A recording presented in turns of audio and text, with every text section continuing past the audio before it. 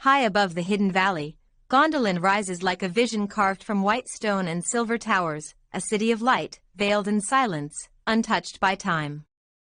Nestled within the hidden cradle of the encircling mountains, Gondolin stands unseen by the world, a secret sanctuary built by the will of the Vala and the dreams of King Turgon.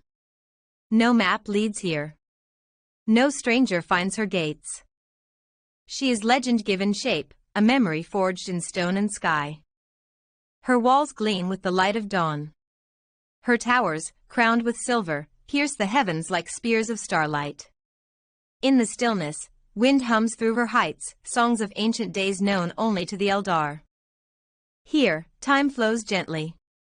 Sunlight spills over marbled streets.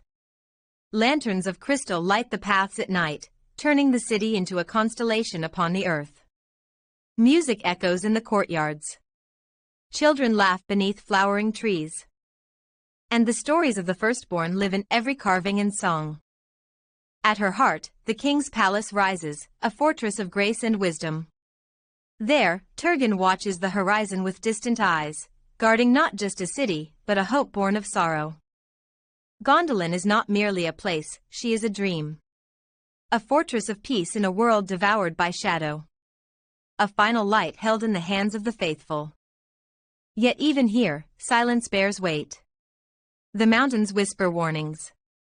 The stars watch with sorrow. For no secret is eternal. And no fortress is forever safe. Still, in this moment, Gondolin breathes in light. She sings with joy. Her people walk unafraid beneath the sun, unaware that far beyond the peaks, a shadow stirs, and the dream begins to fade. Gondolin, City of Light. Your name will not be forgotten. Beneath a starless sky, darkness stirs. Beyond the hidden mountains, Morgoth's army begins its march, a black tide of fire and iron. From the depths of Angband, legions pour forth, snarling orcs in crude armor, trolls pounding the ground with stone hammers, and wolves howling through the night. Above them, dragons rise, their scales glowing with heat, their wings casting shadows over the land. Flames curl from their jaws. And among them move the Balrogs, beings of shadow and flame, wielding whips of fire, their presence a terror beyond words. The ground shakes beneath their advance. The air thickens with smoke. No song, no banner, only war. Far above, Gondolin still sleeps. But soon, the horns will sound. Within the White City, the warriors gather. Armor gleams in torchlight. The banners of the great houses rise, the hammer, the golden flower, the king. Eyes turn to the north. There is no panic. Only silence.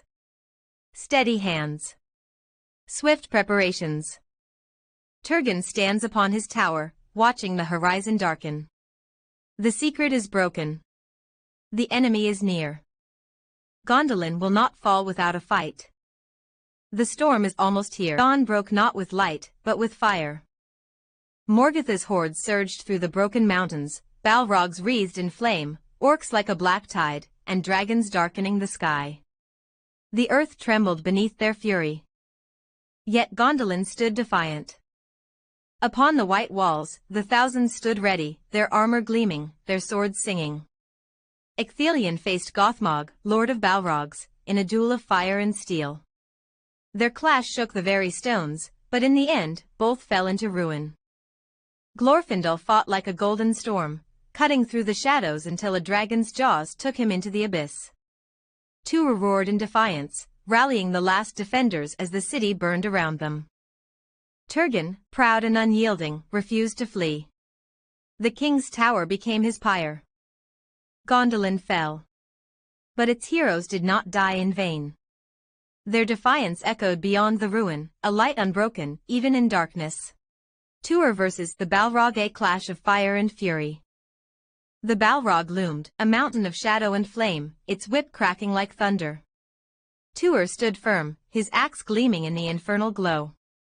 With a roar, the beast struck, fire surged, stone shattered, but Tuor rolled aside, swinging his blade and a deadly arc. Steel met demon flesh, and the Balrog howled. Again and again, they clashed, the air thick with smoke and sparks. Tuor's muscles burned, but his will was unbroken. With one final, desperate strike, he buried his axe deep in the monster's chest. The Balrog staggered, then collapsed, its fire extinguished in a dying. Through the narrow tunnel they fled. Women clutching children, their faces streaked with ash. Behind them, the once glittering city roared in flames, its towers collapsing like dying giants. Smoke choked the air, the ground trembled. Whispers of hope, muffled sobs, and the relentless march into darkness. Their only salvation. Upon the windswept hill, Tuor stood with Idril and their newborn son. Behind them, Gondolin burned, a dying ember against the dawn. But as first light touched the child's face, a seagull cried overhead. The sea called. Hope, like the sun, rose anew.